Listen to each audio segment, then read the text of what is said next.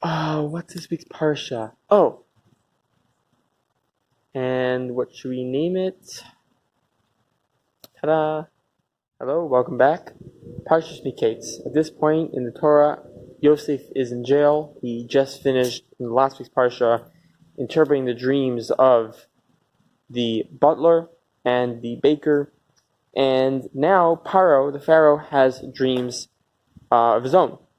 The first one is about the cows, which is on the animal level. That there was healthy cows, and then there was after he saw skinny and unhealthy cows.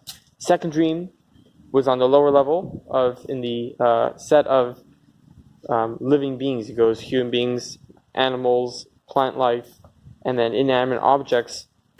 At least that's the way we see it now.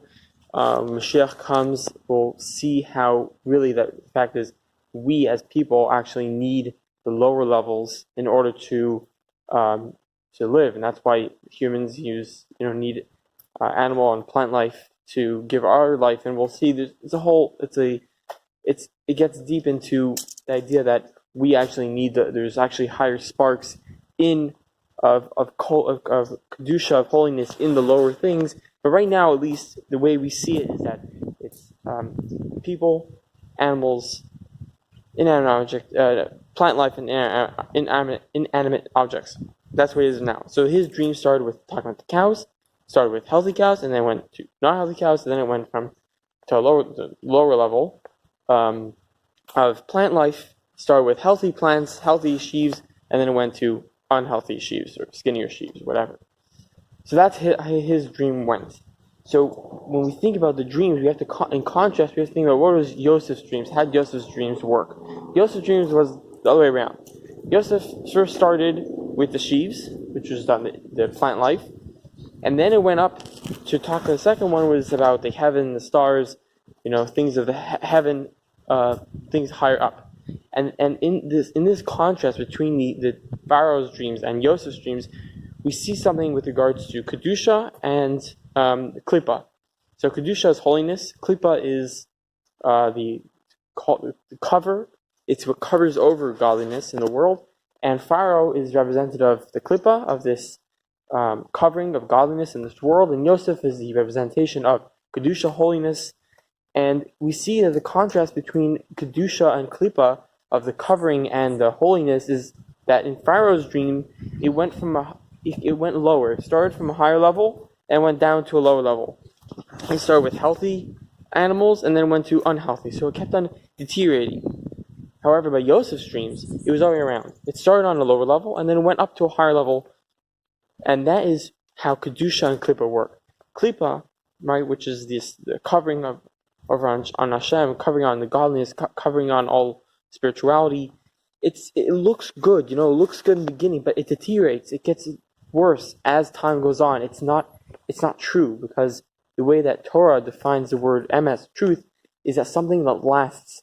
The example they bring is if the river dries up after 7 years, it's not considered a true stream with regards to the sprinkling of the paraduma, the red heifer, the water to purify. It needs to come from a stream the last 7 years, and if it's not 7 years, it's not really emes. It's not really a true mayim chayim. It's not really true living water because it dries out.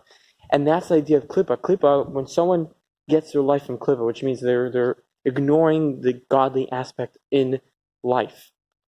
So then it deteriorates. The energy and all the life force you're getting from that source is it gets cheapened, and it's not true.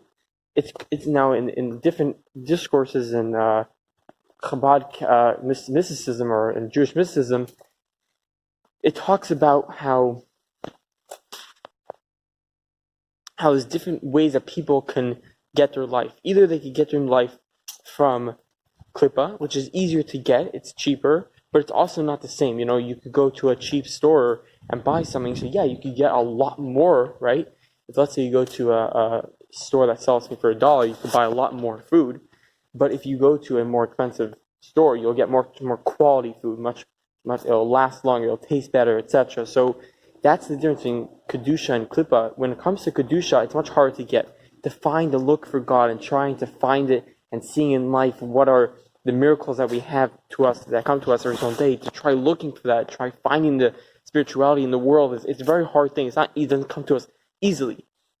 And once you tap into that kedusha, once you tap into that, the idea that God is really in charge and God is giving us everything and He needs us and He wants us to make this world a godly place, the energy that comes from that is a longer lasting energy. And that's why if you tap into spirituality and you realize you're here for a mission, you start to have a purpose in life. You start to feel important, and you start to say, I'm not here just for me. My importance is to serve and to help the people around me and the world around me, and to be a team player with not just myself. It's not just me.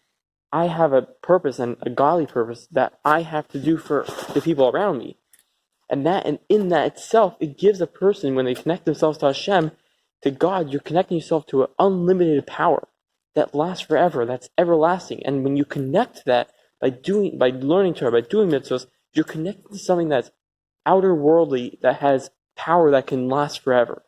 On the other hand, when it comes to klipa, comes to the covering over, yeah, it's easy to get. It's easy to convince yourself that everything's because of how good I am, and etc. But it doesn't last. Happiness doesn't last. It's not when someone has all the money in the world without a purpose in life. It doesn't matter how much money and how much everything they have. It gets cheapened by the fact that it's not everlasting. It's not true joy. It's not true. You don't feel a true purpose in life if you have a mansion, 5 mansions, but you're lonely and you feel like, what am I doing here in this world? What's my point? What's my mission? That gets lost, and it's not everlasting. And the point is, that's at least the way we see it. But what this portion is trying to teach us is that there's something special in the fact that Yosef, it's a true, his idea is Mikeitz, right? You always go higher. You're always going to have more strength and more power. It comes harder because it's hard to see God. But on the other hand, that's the idea of Yosef, that you go up and it gets better. But the klipa on the other side, it goes down and it gets cheapened over time. And that's why it's important for us to connect ourselves to the Torah mitzvahs, and to do it, and to try, even though it's hard, to our best abilities at least. And we have to understand that we are connecting ourselves to something which is a power that is unlimited, unbounded, and is true, and is MS, and lasts forever. And that's the point we learned from the contrast between Paro's dreams and Yosef's dreams. Thank you for hanging into this one. I know it's a bit longer than usual, but I appreciate you guys watching it every single week. It really helps. It's great to see that people are listening, hopefully learning from these videos.